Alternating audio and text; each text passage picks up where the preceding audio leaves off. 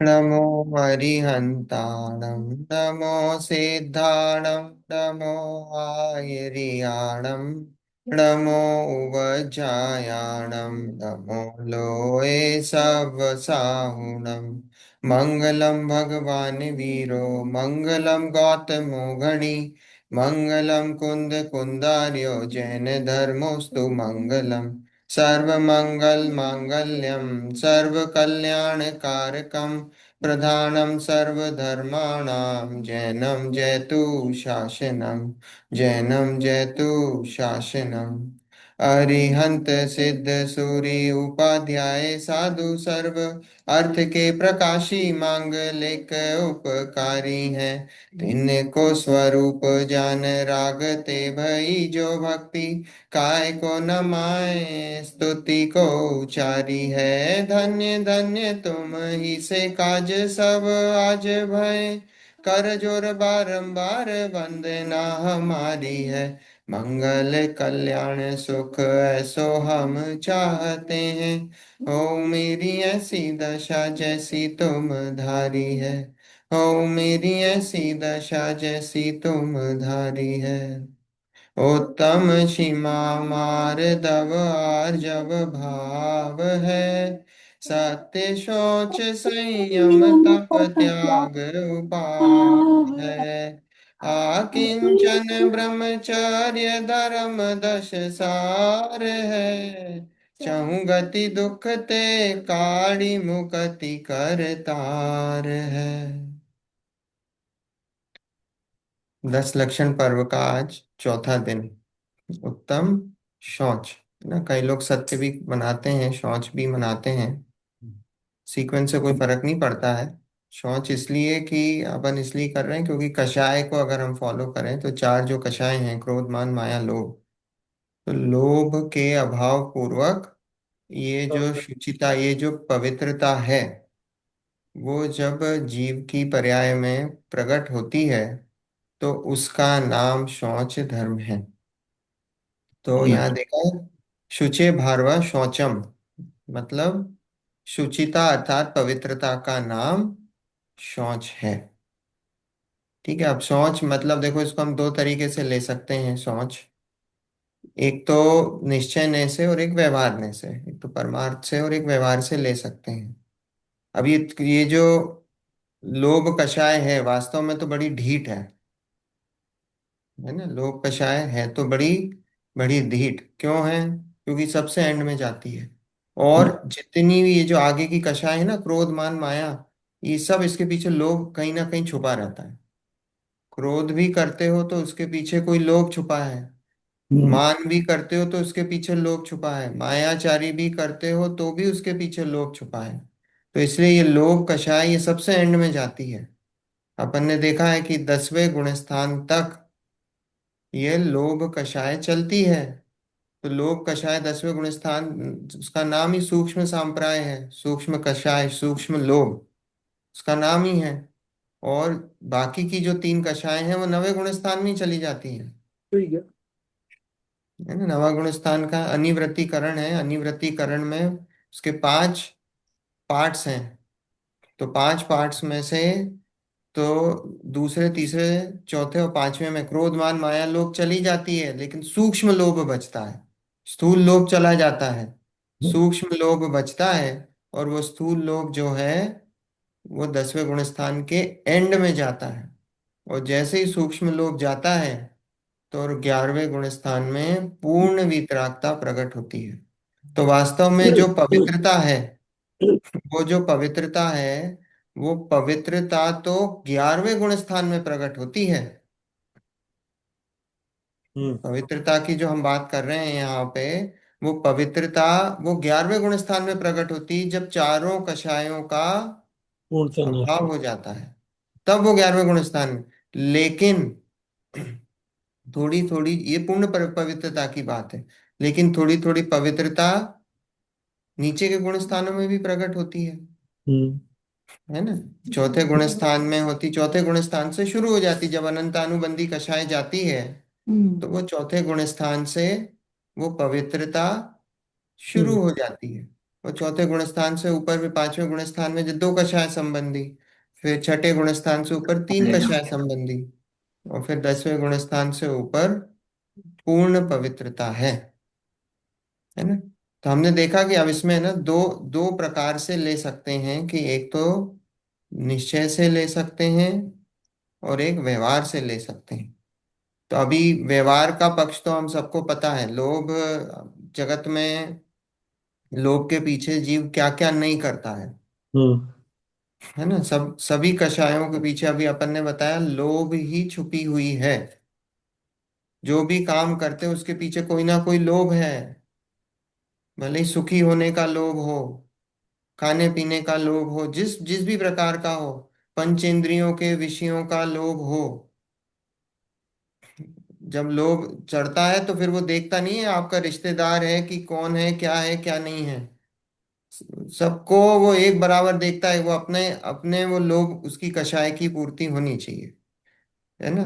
धन का, रूप का, यश का, सबका लोभ होता है, होता ही है ना। आज हमको यश का लोभ है भाई, हमें चार लोग आके पूछें हमको कितना है, कि हमको चार लोग आके पूछे, आठ लोग हमारी जब तक पूछे नहीं, वो भी क्या है, वो मान के पीछे भी लोभ कषाय छुपी हुई है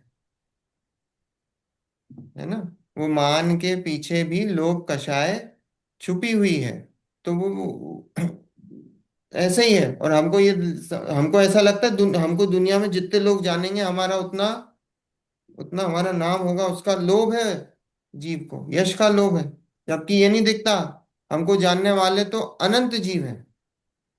हमको तो ये थोड़े बहुत 100 200 400 500 लोगों में बड़ा ऐसा लगता है कि हम बहुत बहुत बड़े कहीं फेमस लोग हो गए, जबको हमको जानने वाले तो अनंत। कौन अनंत? केवल ज्ञानी के ज्ञान में हम सब झलक रहे हैं। तो वो सब जानते हैं कि नहीं हमको? तो जब है वो हमको जान रहे हैं तो हमारा तो वैसे ही वो बढ़ जाना चाहिए, कि हमें तो ये 2 400 500 लोग जानने से क्या फर्क पड़ जाएगा। हम तो सारे केवल ज्ञानियों के ज्ञान गम्य हो रहे हैं। ये बात सब कभी सोची नहीं है। ये बात तो सोची नहीं। हाँ, कि हम तो हम हमें जान जनवाने का इतना वो है ना अपने आप को। तो जब हमको जनवाने का इतना वो है, तो हम तो केवल ज्ञानी के ज्ञान में सब सारे लोग झलक रहे हैं, हम तो वैसे ही इतने बड़े आदमी हैं। हम्म। तो ऐसा जगत में लोभ है हर जगह, ऑफिस में जाओ, ऑफिस में पैसे का लोभ है ना। पैसे का तो क्या लोभ है, पंचेंद्रियों के विषयों का लोभ है ना। पैसा तो क्या है, पैसा तो पेपर है, रद्दी है ना। इसलिए कहीं पे भी अपने यहाँ पैसे का लोभ कहीं नहीं लिखा है, पंचेंद्रियों के विषयों का लोभ लिखा है, या धन का लोभ लिखा होगा, या पंचेंद्रियों के विषयों का लोभ लिखा होगा। तो पंचेंद्रियों के विषयों के लोभ के पीछे क्या क्या नहीं करता है जी। खाने का लोभ होता है, खाने का लोभ देखा ना कैसा होता है, छूटता नहीं है खाने का लोभ। अभी देखो 10 लक्षण का ही बता दूं कैसा होता है, कि 10 लक्षण में अगर एक आसन करा तो दो मीठे बना लेते हैं, है ना। एक दो नमकीन तो होना ही चाहिए। हम्म। आज हरी नहीं चलती है, 10 लक्षण में 10 दिन हरी नहीं खाते बहुत लोग, तो और उसको सब्स्टिट्यूट करने चार पांच चीजें दूसरी बनती हैं। कितना लोभ है। हम्म।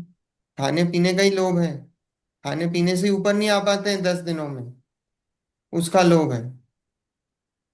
हर चीज का लोभ है भाई, ऐसा नहीं। जो उपवास कर रहा है उसको उपवास करने का लोभ है, वो उपवास कर रहा है। उपवास कर रहा है तो क्या है, कि भाई मैं कितने उपवास करूं, और फिर उपवास करने के बाद क्या होगा, कि जुलूस भाई नहीं। लोग आके सब बधाई देंगे।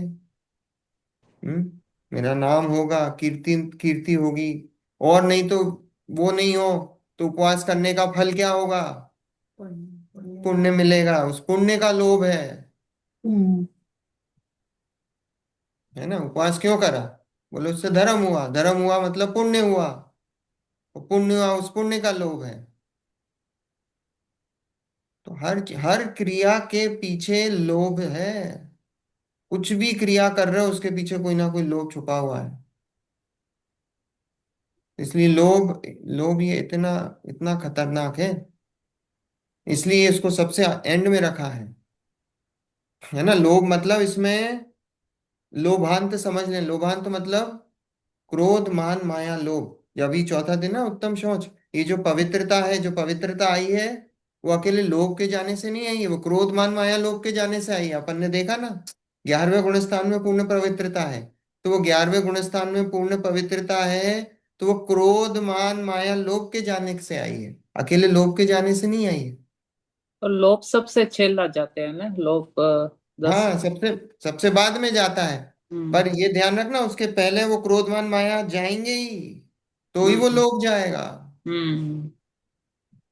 अकेला वो, ऐसा लोभ अकेला नहीं जाने वाला है। वो क्रोध मान माया जाएंगे, और फिर उसके साथ में लोभ जाएगा। तो क्रोध मान माया लोभ के जाने के बाद वो पवित्रता उत्पन्न होती है। अब ये तो देखो, व्यवहार की तो अपन खूब चर्चा कर सकते हैं, है ना। लोभ के चक्कर में कषाय करता है, पदार्थों को इष्ट अनिष्ट मानता है।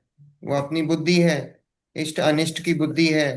पदार्थ तो कोई अच्छा बुरा होता नहीं है, वो तो हमारी बुद्धि में हम उसको इष्ट मानते हैं अनिष्ट मानते हैं, है ना। अब ये तो ये सब चर्चा है, पर देखो मैं अब आना चाहता हूँ मेन तो निश्चय वाले पे, है ना। अपना जो है, जो निश्चय वाला, कि ये जो पवित्रता है। अब देखो, ये जो द्रव्य स्वभाव से हम देखते हैं जीव को, तो द्रव्य स्वभाव से हमारा जीव तो पवित्र ही है। द्रव्य स्वभाव से तो पवित्रता लानी है क्या हमको? नहीं हम्म, लानी है। द्रव्य स्वभाव तो हमारा पवित्र ही अभी पवित्र है, भूतकाल में पवित्र था, कि भविष्य में पवित्र होगा? है। त्रिकाल पवित्र है ना। त्रिकाल पवित्र है। ये जो द्रव्य स्वभाव है, ये तो त्रिकाल पवित्र है। यहाँ जो, वहां क्या बैठे हो? अकेले वहां कहाँ बैठे हो? है ना। तो द्रव्य स्वभाव तो हमारा त्रिकाल त्रिकाल। पवित्र है। तो उसमें तो हमको पवित्रता नहीं लानी है। तो पवित्रता कहाँ लानी है हमको? और ये ये तो पवित्रता, ये जो बात चल रही ना, ये पवित्रता तो ये तो पर्याय स्वभाव की बात चल रही है। ये तो पर्याय की बात चल रही है, और ये पर्याय में एक समय की अपवित्रता है। द्रव्य स्वभाव तो हमारा देखा। पवित्र ही है, त्रिकाल पवित्र है। अब ये पवित्रता जाए कैसे, देखो। अब ये जो आप कषाय की बात चलती ना, कि कषाय है, कषाय जो है, कषाय, आप कितनी भी कोशिश कर लो, इन कषायों को दूर करने की कितनी भी कोशिश कर लो, ये कषाय दूर नहीं होंगी। आप कितने भी पूजन भक्ति कर लो, ये पवित्रता प्रकट नहीं होगी। भगवान के आगे कितना भी नृत्य कर लो, भगवान के आगे कितना भी सर झुका लो, ये पवित्रता नहीं उत्पन्न होगी। कितना भी कर लो आप, करोड़ों करोड़ों उपवास कर लो, है ना, करोड़ों उपवास कर लो, तो पवित्र उत्पन्न होने नहीं वाली, है ना। हमको उपवास का बहुत बहुमान है। नारकी जीव है, 7वें नरक में 33 सागर की आयु होती है, फिक्स। एक सागर मतलब अनंत काल होता है, और ये 33 सागर की आयु है। अब 33 सागर की आयु होती है नारकी की, वो कुछ भी नहीं खाता है। उसके कितने उपवास हुए? अनंत। अनंत उपवास हो गए, 33 सागर, है ना। और ये नारकी की नहीं, अपनी बात चल रही है। अपन 7वें नरक में कब कितनी बार गए? अनंत बार। एक बार नहीं गए, अनंत बार। ठीक है। अब ये 7वें नरक में हम कितने उपवास करके आ गए? अनंत। अनंत बार। अनंत। अनंत उपवास हो गए ना। अब अनंत उपवास हो गए, तो आप बता दो हमको कितना धर्म प्रकट होगा? बिल्कुल नहीं। बाकी वो तो इच्छा से तो नहीं करे उपवास। इच्छा नहीं, यहाँ कौन सी, यहाँ भी इच्छा किस बात की है? यहाँ तो पुण्य की इच्छा है। उपवास किस बात, इच्छा क्या है यहाँ? किस किस इच्छा से उपवास कर रहे हम्म। हैं? वहां खाना नहीं मिल रहा है, और यहाँ इच्छा ये है कि हमें कोई ना कोई पुण्य की प्राप्ति होगी, इसलिए उपवास कर रहे हो, हम्म। है ना। इच्छाएं तो दोनों तरफ हैं, ऐसा है। पर कितना धर्म हुआ? जीरो। कोई भी कुछ भी रत्ती भर भी धर्म नहीं हुआ। रत्ती भर भी धर्म नहीं हुआ। तो इसलिए ये जो कषाय है ना, ये कषाय को कितना भी दबाना चाहोगे, ये कषाय नहीं दबेंगी। कितना भी दबाना चाहो। ये तो सब हम तो उपदेशात्मक भाषा में सब बच्चों को समझाने के लिए बोलते हैं ना। तो ये बच्चों को समझाने की बात होती है ये सब, कि भाई कैसी, कि अपनी कषाय पे कंट्रोल करो। हम्म। हम्म। पूजा भक्ति आदि ये करो।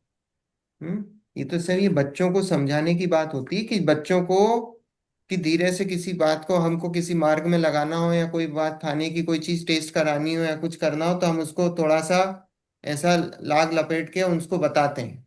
ये तो बच्चों का बाल मार्ग है ये वास्तव में कोई मार्ग थोड़ी, ये तो बच्चों की समझाने की बात है। तो अब ये बोले कि वो कैसे मिटेगी, ये कषाय कैसे मिटेंगी? क्योंकि जब तक मिटेंगी नहीं, जब तक पवित्रता नहीं आएगी। जब तक पवित्रता कहाँ नहीं आएगी? पर्याय में पवित्रता नहीं आएगी। द्रव्य में तो हमने सबने देख लिया, द्रव्य तो पवित्र ही। पवित्र ही है। अंकल द्रव्य समझे कि नहीं? द्रव्य क्या है? द्रव्य मतलब जैसे सोना है ना। सोना है, सोना वो द्रव्य है। और सोने की हमने चूड़ी बना दी, तो वो चूड़ी क्या हुई? वो चूड़ी पर्याय हो गई। हमने उसकी करंट स्टेट को देखा ना, वो किस स्टेट में है। तो वो जो करंट स्टेट है उसको पर्याय बोला जाता है। लेकिन उसमें जो सोना है वो द्रव्य है, सोना कभी चेंज नहीं होता। उसका फॉर्म चेंज होता रहता है। कभी चूड़ी बना दी, कभी अंगूठी बना दी, कभी चेन बना दी, कभी कुछ ऑर्नामेंट बना दिया, कभी कुछ बना दिया। तो ऐसी हमारी पर्याय कॉन्स्टेंटली चेंज, सभी द्रव्यों की पर्याय हर समय चेंज हो रही है। या आप अभी वो है कि नहीं, बचपन से बुढ़ापा आया कि नहीं आया, तो पर्याय बदल रही कि नहीं बदल रही? उसमें कांस्टेंट कौन हुए? आप कांस्टेंट हो। आप कांस्टेंट हो, पर आपकी पर्याय चेंज हो गई। बचपन से लेकर बुढ़ापे तक वो जो है वो सब पर्याय है ना। तो ऐसे ही ये जो पर्याय है, ये पर्याय में मलिनता है। पर्याय है वो अपवित्र है। अब उसमें पवित्रता कैसे आएगी? तो उसमें पवित्रता जब हम अपने पवित्र स्वरूप का श्रद्धान करेंगे। देखो ये अपवित्रता भी मान्यता में है। हमने अपने आप को मान रखा है कि मैं अपवित्र हूं। तो वो जिस दिन आपको ये पता चला कि मैं पवित्र हूं, तो क्या उसी दिन से पवित्रता शुरू हो गई? क्योंकि अभी तक हमने अपने आप को क्या मान रखा था? हमने जैसे कोई अपवित्र। राजा का बच्चा हो और कहीं छूट गया हो, है ना, कितनी पुरानी फिल्में बनी ना, कि राजा का कोई सेठ का बच्चा है, राजा का बच्चा है, और कहीं वो छूट गया बाहर। अब वो छूट गया। अब वो जब मान लो 20-25 साल बाद कभी मिला, उसको बोला भाई साहब आप तो राजा के बच्चे हो। ये कहाँ तुम दर दर की ठोकरें खा रहे हो? आप तो राजा के बच्चे हो, अपने आप को राजा मानो। तो अगर उसने मान लिया, वो कहीं नहीं तो क्या, वो क्या बोला, अरे क्या मजाक कर रहे हो साहब, हमारे साथ वो स्थिति है कि साहब क्या मजाक कर रहे हो, हमें तो दिन रात हमारे तो राग द्वेष चल रहे हैं, हम कहाँ से शुद्ध हैं? हम्म। हम्म। हमारे कहाँ है? हमें तो जब एक एक समय में क्रोध आ रहा है, एक एक समय में मान चढ़ रहा है, एक एक समय में मायाचारी चल रही है, एक एक समय में लोभ चढ़ रहा है। तो चारों कषाय हमारी चल रही हैं एक साथ, एक एक हर समय में कषाय कषाय कषाय कषाय कषाय चल रही। तो बोला आप कैसे बोल सकते हो कि हम शुद्ध हैं? तो बोला आप तो झूठ बोल रहे हो। तो मानते नहीं है हम, है ना। पर जिसने मान ली कि हाँ नहीं हो सकता है, आप कह रहे हो सकता है, और उसने माना, और उसने फिर न्याय तर्क से उस बात का विश्वास करा, उसको पता पड़ा हाँ हाँ ये ऐसा हुआ था कि मैं 20 साल 25 साल पहले छूट गया था, ये मेले में छूट गया था, मैं बिछड़ गया था। और वो बिछड़ गया, तो उसको पता पड़ा कि हाँ मैं तो इन्हीं का ही बच्चा हूँ। अभी वो महल में नहीं गया है, अभी महल में गया नहीं, पहुंचा नहीं है। पर जाने के पहले जब उसको इस बात का ही श्रद्धान हो गया कि मैं राजा हूं, तो वो कैसा बिहेव करने लग जाता है? राजा। वो अपने आप को उसी समय राजा मानने लग जाता है। है ना। वो अपने आप को उसी समय ऐसा बिहेव करता है कि मैं राजा हूं, अभी वो पहुंचा नहीं है महल में। तो ऐसे ही है, जो जिस जिस जीव को ऐसा पता लग गया, अभी संसार में ही है, है ना, उसी को ही सम्यक दर्शन बोला जाता है। सम्यक दर्शन और कोई वो ऐसी कोई चीज नहीं है कि कोई हवा में कोई लटक रही है, कोई हमको तो भाई कोई ऐसी चीज हमको पकड़ना है कुछ, ऐसा कुछ नहीं है। उसी को ही सम्यक दर्शन बोला है। बस वही अपने आप को मान लेना कि मैं कौन हूं, कि मैं तो शुद्ध त्रिकाली ध्रुव तो भगवान आत्मा हूं। बस इतना मानना। जब आपने इतना माना कि मैं शुद्ध द्रव्य हूं, जैसे चूड़ी ने स्वीकार कर लिया कि मैं सोना हूं, अंगूठी ने स्वीकार कर लिया मैं सोना हूं, अब उसकी दृष्टि अंगूठी और चूड़ी पे नहीं है, उसकी दृष्टि तो सोने दोनों। पे है। तो ऐसे ही हमारी जब दृष्टि किस पे जाएगी, कि हमारे ध्रुव तत्व पे जाएगी, भगवान आत्मा पे जाएगी। जो कभी न बदलने वाला है, जिसमें कभी अशुद्धता का प्रवेश हुआ नहीं है ना। राग द्वेष का कभी आत्मा में प्रवेश, एक भी कषाय का आत्मा में प्रवेश नहीं हुआ है। अगर आत्मा में कषाय का प्रवेश हो जाए तो आत्मा उस रूप परिणमित हो जाए, आत्मा कषाय हो जाए। ये जो जो ऊपर की, ये जो है ना कषाय, ये तो ऊपर की गंदगी है। जैसे मान लो सोने पे कोई मिट्टी लग गई है, तो मिट्टी लग गई तो वो सोने की है क्या? नहीं है, वो तो मिट्टी है, वो अलग है। वो सोने की नहीं है। हम्म वो सोने की नहीं है। तो ऐसे ही ये जो कषाय हैं वो क्या है? वो तो हमने उसको अलग ही डाल दिया, होती आत्मा में ही है। जैसे हमने एग्जाम्पल देखा ना, कैंसर होता है। अब कैंसर होता है, कैंसर होता है वो क्या, बॉडी बॉडी में ही होता है ना। बॉडी के ही सेल्स हैं वो कैंसरस हो जाते हैं, है ना। वो बॉडी के ही सेल्स कैंसर, पर हम उसको मानेंगे क्या बॉडी के? अब मान लेंगे तो हमको रखना पड़ेगा उनको। हम मान लेंगे तो हमको रखना ही पड़ेगा उस कैंसर को, कि भाई ये तो हमारी बॉडी है। फिर तो कैंसर आपका ही हो गया। तो हम क्या करते हैं, नहीं भाई ये कैंसर है, ये हुआ बॉडी में ही है, पर उसको बॉडी से अलग करना बीमारी है। तो ऐसे ही राग वो बॉडी का स्वभाव नहीं है, कैंसर बॉडी का स्वभाव नहीं है। तो ऐसे ही जो राग द्वेष है वो क्या है, वो आत्मा के स्वभाव नहीं है, वो विभाव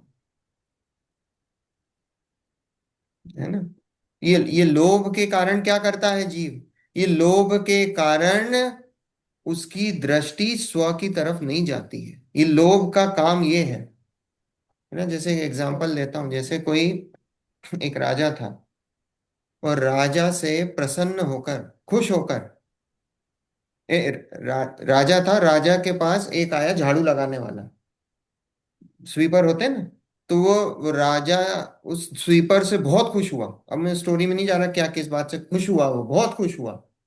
अब वो बहुत खुश हुआ, और खुश हुआ, और तो राजा ने कहा भैया बोल, जो तू मांगेगा मैं तुझे दूंगा, जिस पे तू नजर रखेगा अपनी, तेरी। वो मैं तेरे को चीज दूंगा। एक चीज तू जिस पे नजर रखेगा। तो उसने क्या करा, वहां राजमहल में उसने देखा, वहां एक झाड़ू रखी थी। वहां एक झाड़ू था, तो स्वीपर ही है ना। अब वो स्वीपर था, उसने वो झाड़ू देखी, और उसने झाड़ू देखी, गले तो बहुत शानदार झाड़ू है। उसको क्या आया दिमाग में, कि भाई वो झाड़ू से मैं लोगों की, ये तो ऐसी झाड़ू टूटने ही नहीं वाली है। अभी तो क्या है कि मैं रोज झाड़ू लगाता हूँ, टूट जाती, नहीं लेनी पड़ती है। ये झाड़ू ऐसी दिख रही है कि ये खराब नहीं होने वाली। तो उसने क्या करा, उसने नजरें वहां लगाई, और राजा ने कहा तेरे को ये चाहिए झाड़ू? उसने कहा झाड़ू। वो झाड़ू लेके चला गया। तो हमारे साथ भी क्या है, ये मनुष्य भाव मिला है ना। अभी मनुष्य भाव मिला है, और ये जिनवाणी श्रवण करने का मौका मिला, और मौका मिला है, और भगवान क्या बोल रहे हैं, कि बोल तेरे को क्या चाहिए। हम तो बोल रहे हैं तेरे को क्या चाहिए, है ना। हम तो तेरे ये चिंतामणि रत्न भी रखा हुआ है यहाँ। वो चिंतामणि रत्न रखा हुआ है, पर तेरी नजरें कहाँ जाती हैं? तेरी नजरें वो झाड़ू पे ही जाती हैं, तू झाड़ू वाला ही है। तेरी सोच ही उतनी है कि तू झाड़ू पे ही सोचता है। तो झाड़ू मांग लेते हैं हम, भगवान के पास जाके क्या करते हैं कि साहब हमारी नौकरी लगवा दो, बच्चे की शादी करवा दो, बच्चा कहना नहीं मान रहा है, जॉब नहीं लग रही है, तबीयत खराब रहती है, वो झाड़ू मांग ली। जन्म जरा मृत्यु, हाँ, झूठ झूठ वो छल कपट देखा, कल जन्म जरा मृत्यु कर ले, विनाश ना कर लो, कुछ नहीं होना, कुछ भी विनाश नहीं करना, वहां झाड़ू ही मांगना है, बस झाड़ू ही लगाना है, और झाड़ू निकल निकाल लगा के ही खत्म हो जाएगा ये मनुष्य भी। ऐसी स्थिति है ना, फटाफट उसका वो लेते हैं अपन। तो हमें क्या मांगना चाहिए मयूर जी फिर? मांगना कुछ नहीं चाहिए, यही तो है, हमारे भगवान कुछ वो तो देते ठीक नहीं है, है। लेकिन फिर भी जो आपने एग्जाम्पल दी उसके हिसाब हमने से। कहा ना कि हम्म। भगवान, वो जो राजा के पास चिंतामणि रत्न है, हाँ। अब वो चिंतामणि रत्न कैसा होता है आपको पता है? चिंतामणि रत्न क्या होता है? चिंतामणि रत्न ऐसा होता है कि आपकी सारी चिंताओं को हर लेता है, आपको जो चाहिए वो लाके देता है, वो चिंतामणि रत्न है पर ना। अगर में उसकी नॉलेज ही नहीं है, उसकी अवेयरनेस ही नहीं है, तो कैसे? तो इसलिए तो ये सब ये अपन कर रहे हैं ना, स्वाध्याय क्या है, उसकी अवेयरनेस लाने ही कर रहे हैं। तो हमारा अब वो चिंतामणि रत्न है, अब वो चिंतामणि रत्न है वो राजा के पास, ऐसा ही एक चिंतामणि रत्न हम सबके पास है। हम्म। ये अंदर देह देवालय के अंदर विराजमान भगवान आत्मा वो चिंतामणि रत्न है। अब वो चिंतामणि रत्न के पास कोई जाना नहीं चाहता है। क्यों? क्योंकि हमको वो झाड़ू दिख रही है। अगर ये झाड़ू चिंतामणि तो रत्न के पास चले गए तो हमारी सारी चिंताओं का निवारण है। मयूर जी, ये स्वीपर की बात नहीं, ये हमारी बात है ना, ये हाँ हमारी। हाँ, तो वही तो, हम सब स्वीपर ही तो हैं। हम्म। हम सब स्वीपर हैं, एग्जाम्पल में वही तो बता रहा हूँ, हम सब स्वीपर, हम सब झाड़ू वाले हैं, हम सब एक झाड़ू तरह मांगते से हैं। हमारा मायोपिक विजन है। सामने जो दिख रहा है उस सिर्फ हाँ, उसकी है, बाकी जो शायद अपने अंदर झांकने वाली वही तो वो। इसलिए ना। तो स्टडी करना है जिनवा ने। हाँ, इसलिए ही तो वस्तु स्वरूप समझना है हमको, हम्म। है ना, हमको वस्तु स्वरूप समझना है। और वस्तु स्वरूप समझेंगे नहीं जब तक, तो ऐसी स्थिति होगी कि भगवान के पास जाके मांगेंगे, दूसरों के भगवान के आगे हाथ जोड़ेंगे, जो रागी द्वेषी जो भगवान है उनके आगे हाथ जोड़ेंगे। क्यों? क्योंकि हमारे भगवान तो देते नहीं है। तो क्या करें भाई, हमारे तो देते नहीं है, अब क्या करें भाई, जो देते हैं उनके पास जाएं, जो देते हैं, अब जो नहीं देता भाई उसके पास जाके क्या करें? तो जो देते हैं उसके पास जाएं। तो हम तो सबको मानते हैं साहब, जो सामने आ जाए हम सबको मानते हैं, हमारा क्या फर्क पड़ रहा है? तो ये निर्णय यहाँ करना है कि पहले तो, सबसे पहले तो ये निर्णय करना, देवशास्त्र गुरु, सच्चे देवशास्त्र गुरु होते कौन है ना। फिर उसके बाद सच्चे देवशास्त्र गुरु करने, निर्णय करने के बाद उनके द्वारा जो बताया गया मार्ग है, उस मार्ग को समझने का प्रयास करें, उस मार्ग को आत्मसात करें, है ना। और फिर वो मार्ग जब आत्मसात होता है ना, तो ये जो चिंतामणि रत्न है अंदर, इस चिंतामणि रत्न की प्राप्ति होती है। ठीक है। देखो मेरे को 10 मिनट लेना है, मेरे को अष्टपाउर लेना है आज थोड़ा सा, तो इसलिए मैं 10 मिनट वो पूजा का अर्थ लूंगा, और 15 मिनट 20 मिनट अपन अष्टपाउर में से लेंगे, है ना। ये 10 लक्षण पूजा में से सोच धर्म, है ना। कठिन वचन मत बोल, पर निंदा झूठ पूजा में तज, साच जवाब, अरे सत्य का बोलना, सॉरी सोच, धरि हृदय संतोष, करूं तपस्या देह दे सो, तो शौच सदा निर्दोष, धर्म बड़ो संसार में।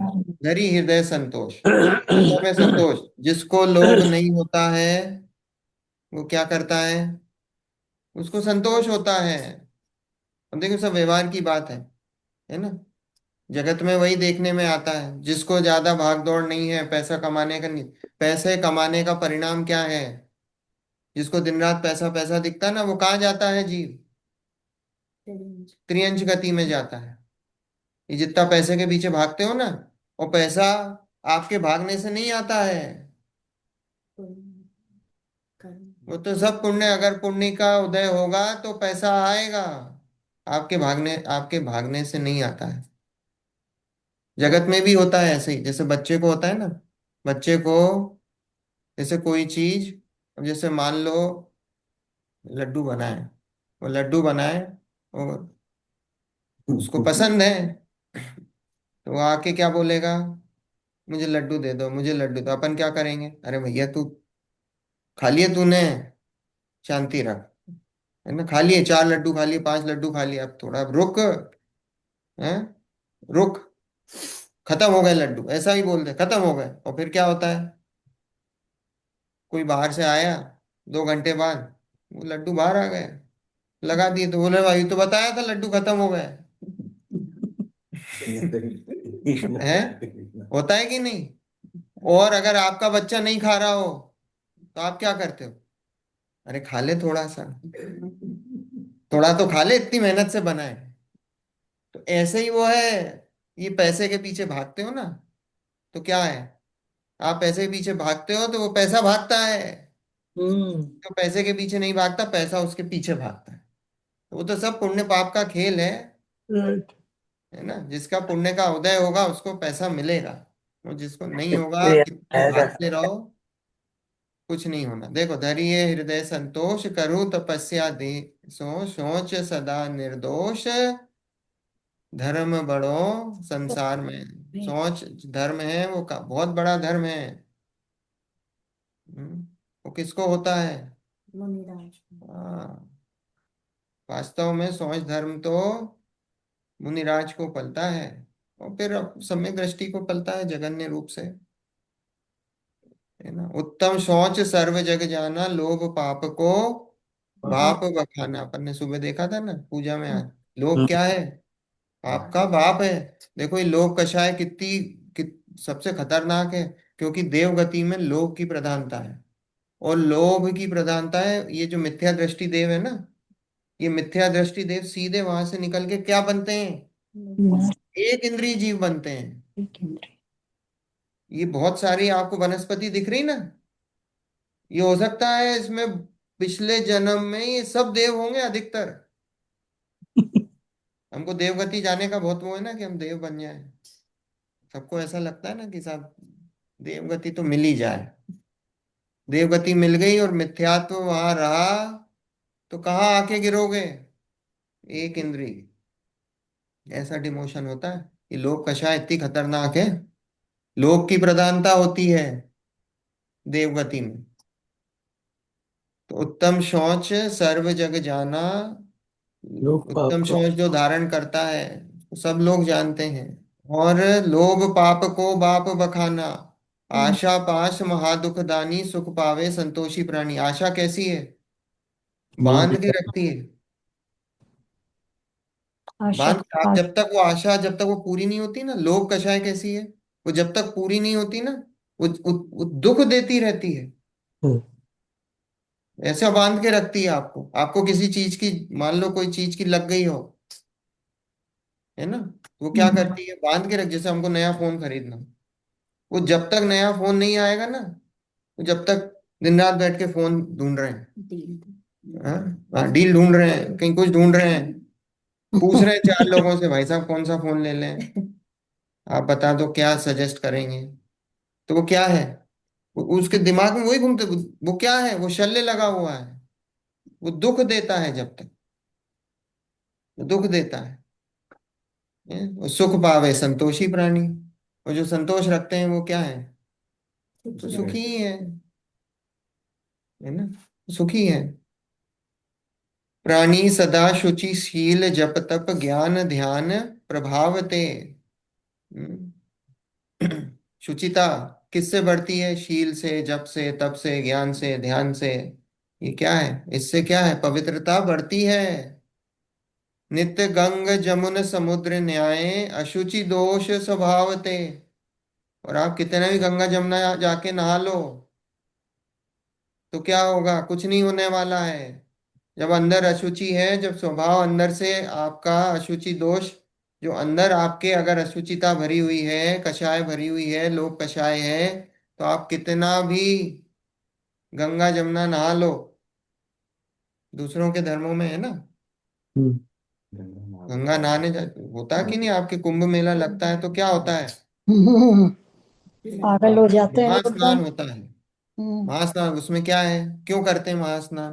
वो हाँ। पाप धुलते हैं वहां, ऐसा माना उनकी ऐसी मान्यता है वहां। क्या मान्यता? कि भाई आप इन नदियों में नहाओगे तो आपके पाप धुल पाप जाए। नाश हो आपके जाए। पाप धुल जाएंगे। तो यहाँ बोल रहे हैं कितना भी नहा लो। लिखा है नित्य, कितना भी नहा लो, गंगा में ही रहो। हम्म? लिखा मछली। है नित्य गंग जमुना समुद्र, समुद्र में जाके नहा लो, कितना ही कर लो, कुछ नहीं होना है। जब अंदर अशुचिता है, अंदर कषाय है, ऊपर अमल मल भर्यो भीतर कौन विधि घट शुचि कहे। अब आपने सोने का घड़ा ले लिया है और उसके अंदर अंदर तो मल भरा हुआ है, तो आप उसको शुचि कहोगे, पवित्र कहोगे? सोने के घड़े के अंदर मल भरा हुआ है तो आप उसको क्या बोलोगे? अशुचि। अशुचि ही है वो, भले ही घड़ा ऊपर से सोने का है। हम्म? यहाँ लिखा है, बहु देह मैली सुगुन थैली, शौच शौच गुण साधु लय। और मुनिराजों का कैसा है? अच्छा। मुनिराजों की देह मैली है। हम्म। है ना? मुनिराजों की देह मैली है। निर्विचिकित्सा अंग होता है ना? क्या होता है निर्विचिकित्सा अंग? कि मुनिराजों की देह देखकर, जो मैली देह देखकर घृणा नहीं करना, वो निर्विचिकित्सा है। हम्म। सम्यक दृष्टि के 25 अंग है ना, उसमें निशंकित आदि जो 8 अंग हैं, उसमें निर्विचिकित्सा है ना। हम्म। उसमें निर्विचिकित्सा अंग में क्या बोलता है? कि मुनिराजों की है, क्या बोले आंटी? नहीं, मुनिराजों की मैली देह देखकर पूर्ण घृणा मत नहीं, करना। हाँ, घृणा नहीं होना, वो निर्विचिकित्सा। तो यहाँ लिखा है, बहु देह मैली सुगुन थैली। मुनिराज कैसी है? देह तो मैली दिख रही, पर अंदर कैसे हैं? पवित्र। गुण भरे हुए हैं। वीतरागता की धारा बह रही है अंदर। तो वो जो वीतरागता की धारा बह रही है वो क्या है? वो तो सुगुण थैली है, गुणों की थैली है, गुणों के भंडार हैं। शौच गुण साधु लहें। ये जो शौच गुण है, उत्तम शौच है ना? उत्तम शब्द लगा हुआ है। उत्तम मतलब सम्यक दर्शन, सम्यक ज्ञान सहित महान। तो वो जो शौच गुण है वो तो साधुओं को होता है।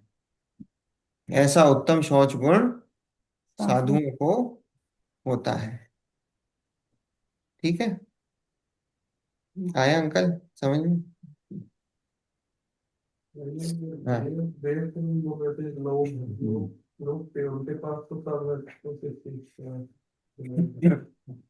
देखो लोभ होने, देखो इसका ये मीनिंग नहीं होता है कि हमारे पास सब कुछ है तो हमको लोभ नहीं है। आज देखो, सिंगाई जी का प्रश्न है कि देवगति में लोभ कषाय क्यों इतनी ज्यादा है, जबकि देवों के पास सब कुछ होता है ना?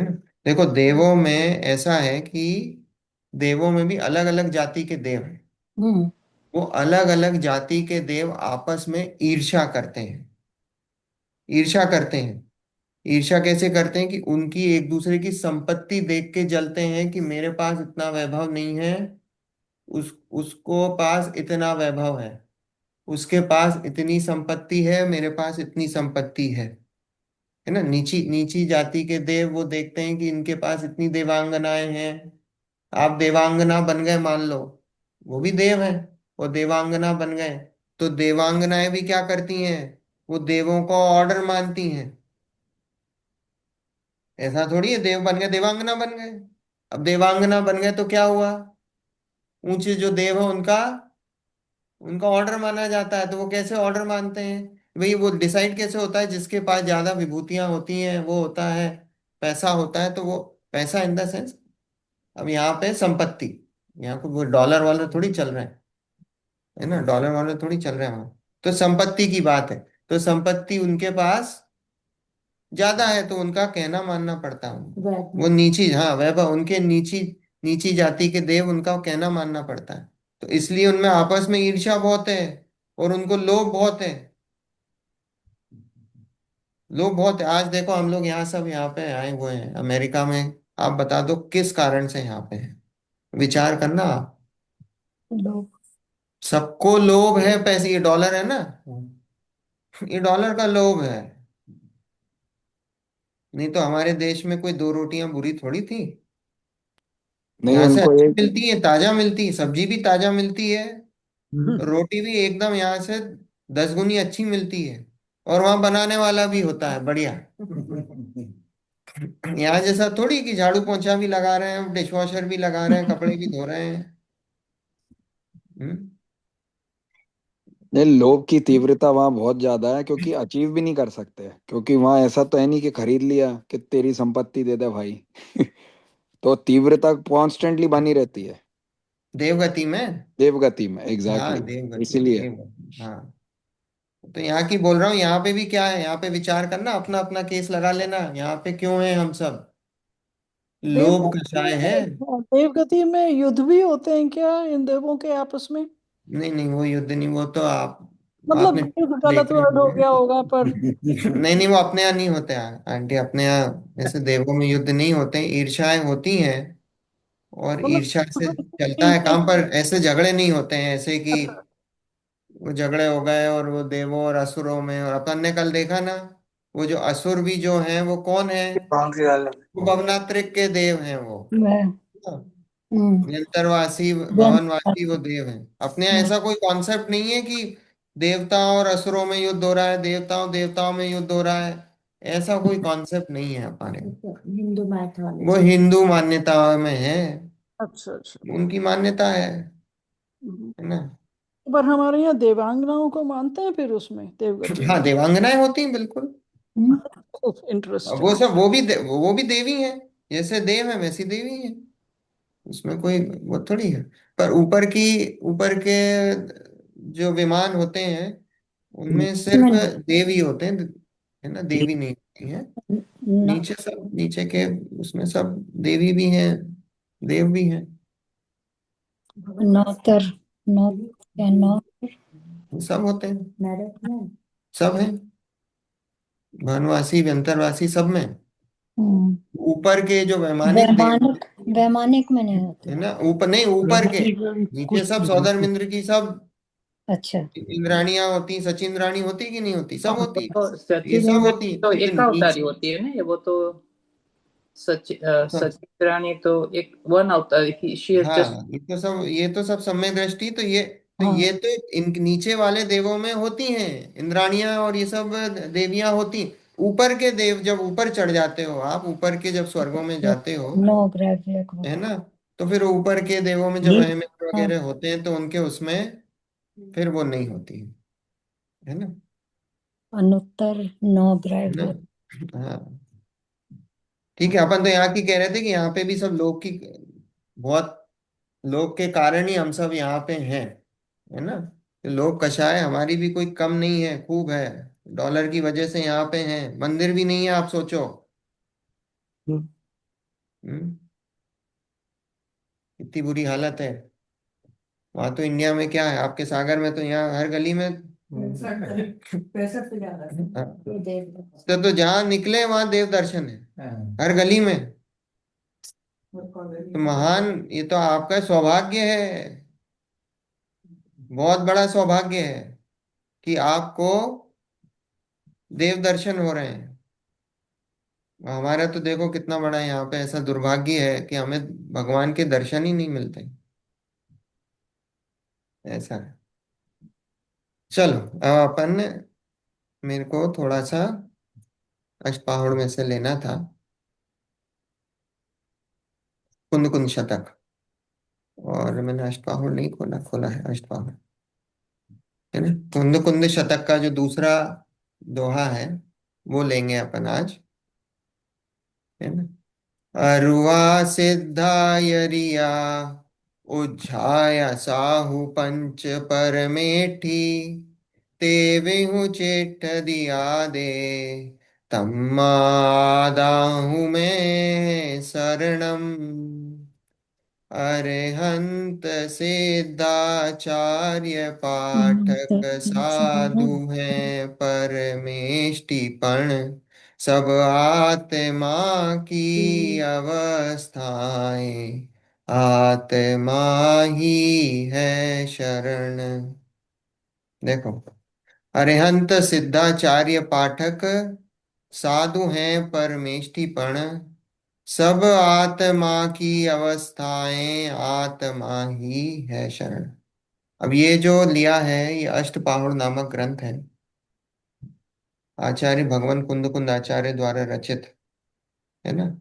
उसका, उसकी मोक्ष पाहुड़ उसमें अलग अलग, अष्टपाहुड़ मतलब 8 पहाड़ मिला के उन्होंने वो ग्रंथ बनाया है। छोटे छोटे हैं तो इसलिए उन्होंने वो पहाड़ मिला के ग्रंथ, जैसे समय पहाड़, ये समय सार रखा ना, ये एक ही पहाड़ है, ये समय पहाड़। पर अष्ट पहाड़ में छोटे छोटे ग्रंथ मिला के वो 8, अष्ट है ना, अष्ट मीन्स 8, 8 पहाड़ मिला के वो ग्रंथ बनाया। उसमें मोक्ष पहाड़ है, मोक्ष पहाड़ की 104वीं गाथा है, 104th गाथा है ये, ठीक है। अब इसके पहले की जो 103वीं गाथा है, तो 103वीं गाथा में कुंद कुंद आचार्य ने कहा, क्या कहा, कि ये जो अत्यंत सिद्ध आचार्य उपाध्याय और जो साधु हैं, ये जो परमेष्टि हैं, ये जो परमेष्टि हैं, ये परमेष्टि ये किसकी शरण लेते हैं? ये बोले ये आत्मा की शरण लेते हैं, ये आत्मा की शरण लेते हैं, तो तू भी आत्मा की शरण ले, है ना। क्या बोला कि ये जो अत्यंत सिद्ध आचार्य उपाध्याय और साधु, ये जो 5 परमेष्टि हैं, ये किसकी शरण ले रहे हैं? ये अपनी आत्मा की शरण ले रहे हैं। तो हमसे क्या बोला कि तू भी अपनी आत्मा की शरण ले। तो अब क्वेश्चन ये है कि भाई हम तो जब बचपन से हुए, है ना, तो हमको सबसे पहले सबको क्या सिखाया? सबसे पहले हमको नमोकार मंत्र सिखाया। आज आप कितना भी कोई, मतलब जो मंदिर साल में सिर्फ 10 लक्षण में ही आता हो, वो भी अपने बच्चे को नमोकार मंत्र सिखाते हैं। कितना, मतलब आप जैनों में अगर आपने घर में जन्म लिया है तो आपको नमोकार मंत्र तो आएगा ही। आता ही है ना। तो हमको तो बचपन से क्या फीड कराया है कि भाई पंचपरमेष्टि की शरण में जाओ।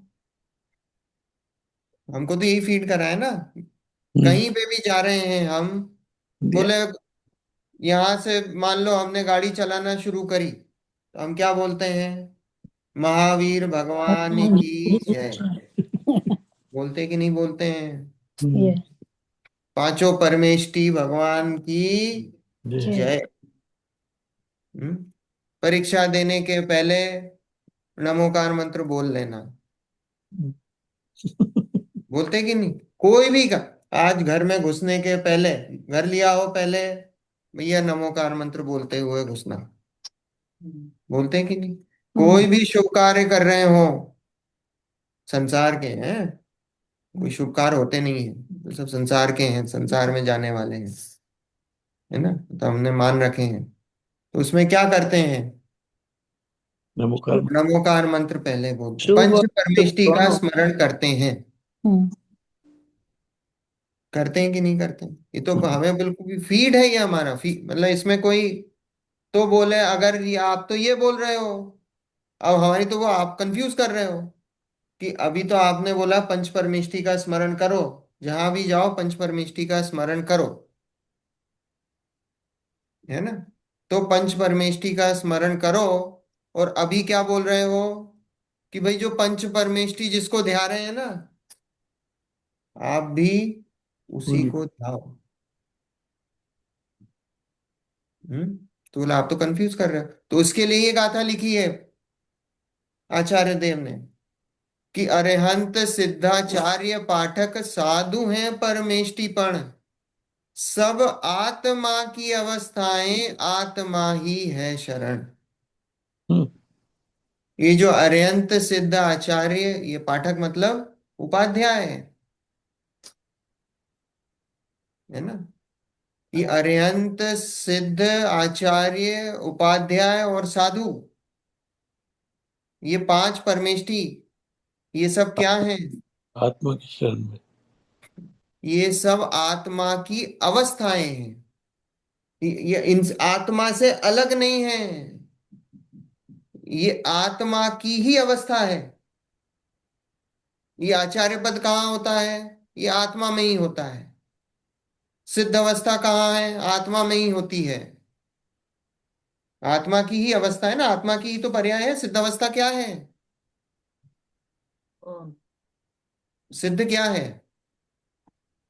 आत्मा की अवस्था। आप बताओ, सिद्ध द्रव्य है कि पर्याय है? पर्याय। यह है। पर्याय है। सिद्ध क्या है? एक अवस्था है ना, उसमें द्रव्य क्या है? आत्मा। आत्मा। द्रव्य तो जीव है। द्रव्य तो जीव है और उसकी पर्याय सिद्ध है। जैसे सोना है, सोने की पर्याय चूड़ी। चूड़ी। ऐसी सिद्ध अवस्था क्या है? वो चूड़ी है, वो पर्याय है। बस इतना है कि वो विभाव रूप नहीं है, वो स्वभाव रूप पर्याय है तो पर्याय ही। इसमें द्रव्य क्या है? द्रव्य तो जीव है।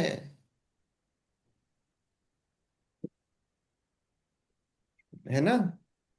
हम्म। तो ये जो अरिहंत सिद्ध आचार्य उपाध्याय और साधु, ये क्या है?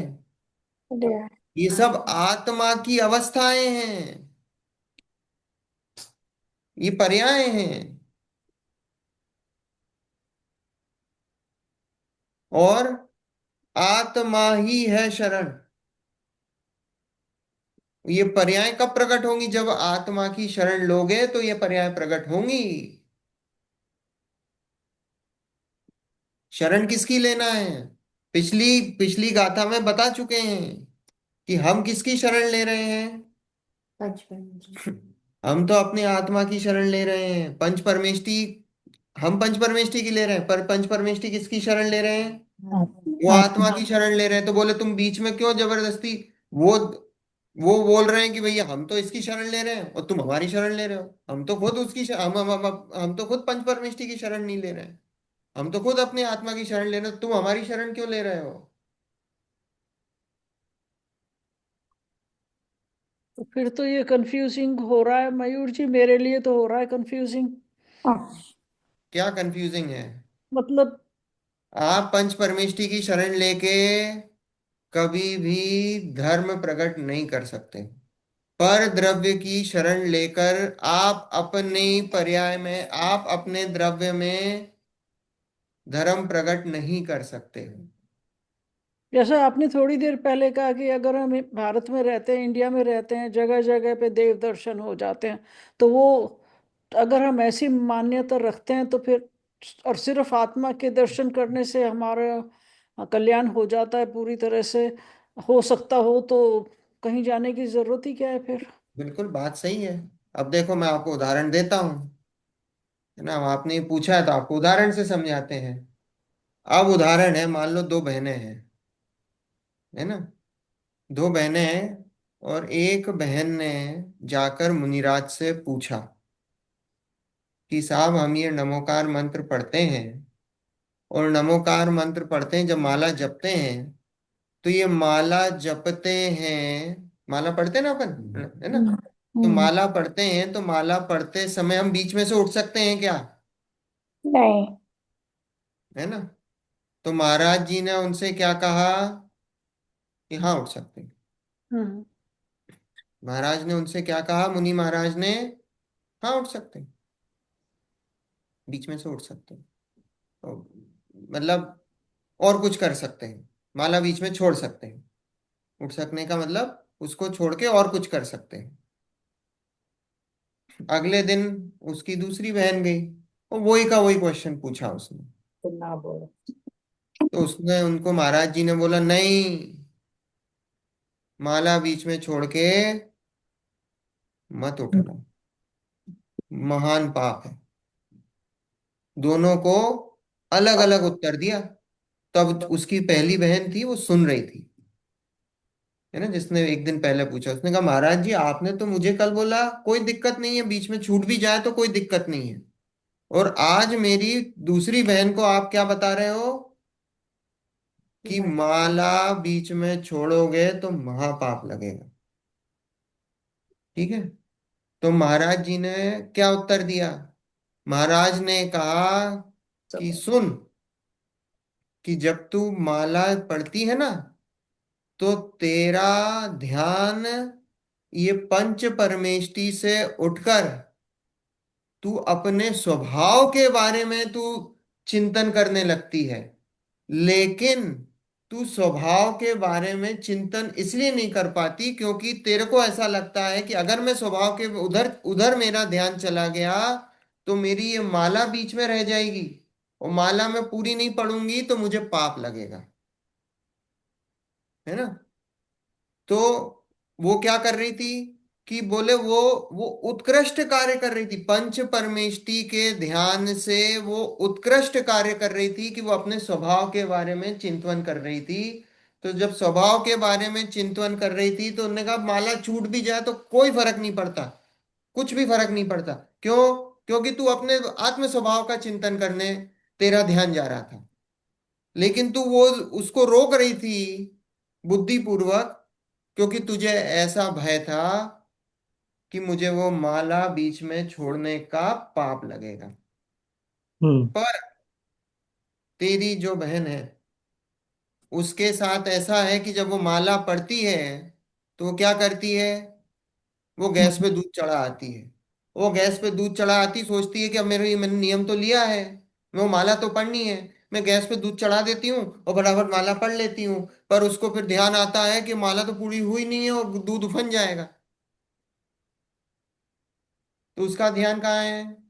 दूध में। उसका ध्यान दूध। दूध पे है। तो उसको बोला भैया तू पंच परमेष्टि की तरफ ध्यान कर, तू अगर माला बीच में छोड़ेगी तो तेरे को अब पाप लगेगा, क्योंकि तेरा ध्यान तो दूध की तरफ है। तो उसको बोला कि अब इसलिए बोला कि अब तू आगे से दूध मत चढ़ाना, महापाप है। तो आगे से दूध नहीं चढ़ाएगी, वो माला फेरेगी, पंच परमेष्टि का स्मरण करेगी। तो हमारे साथ भी वही स्थिति है कि अभी हमारा चित्त कैसा है, चंचल। कि अभी हमारा चित्त कैसा है, अभी हमारा चित्त चंचल है ना।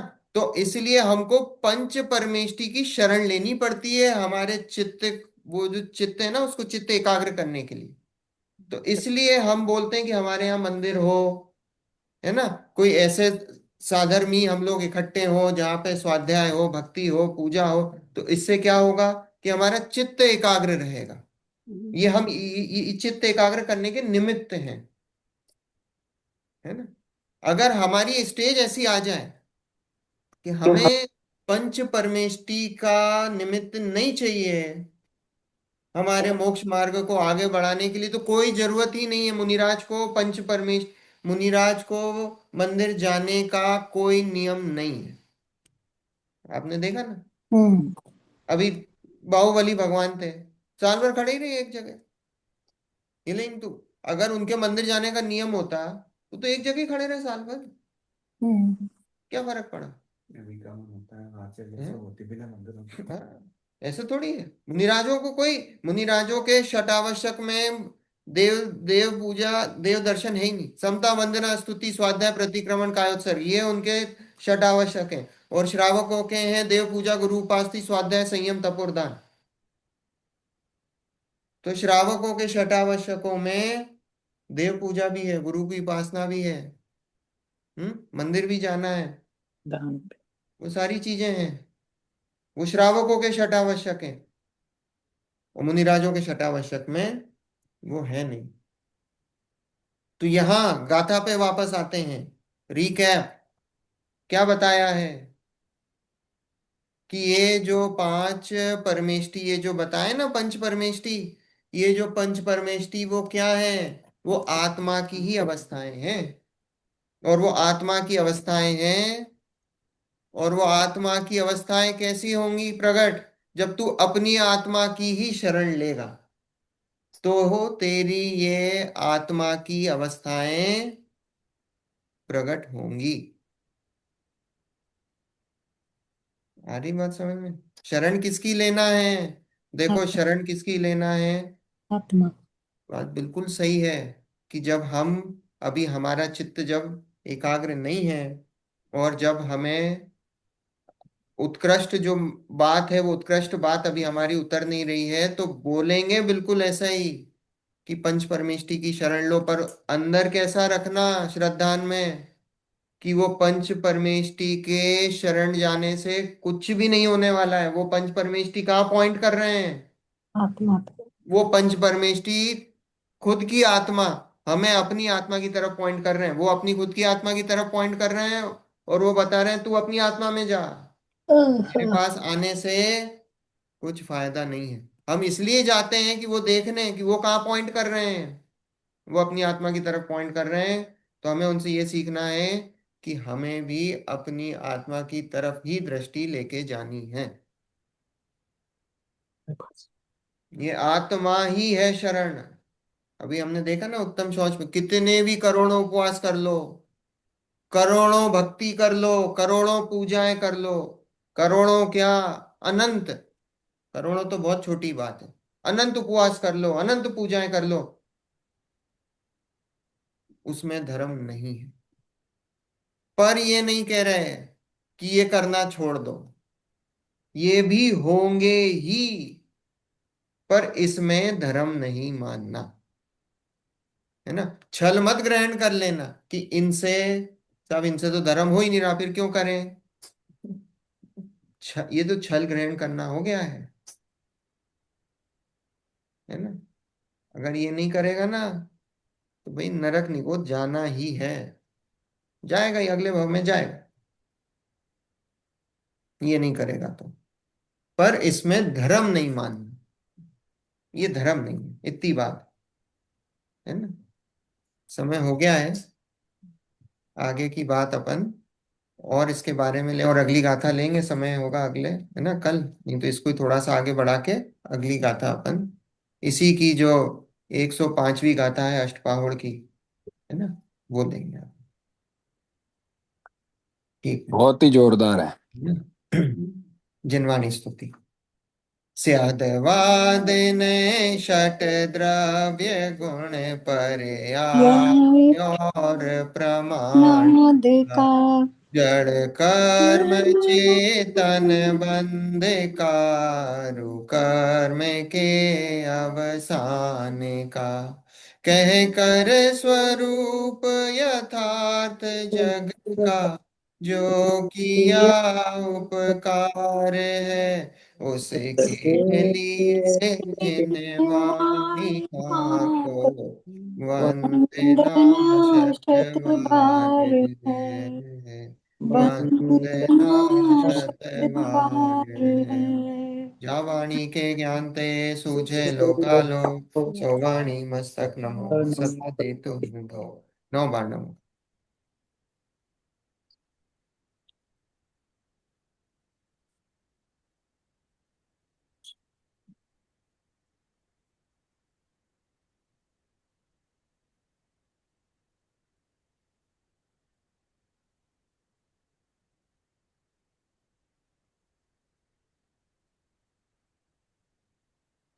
नमो वेदांता।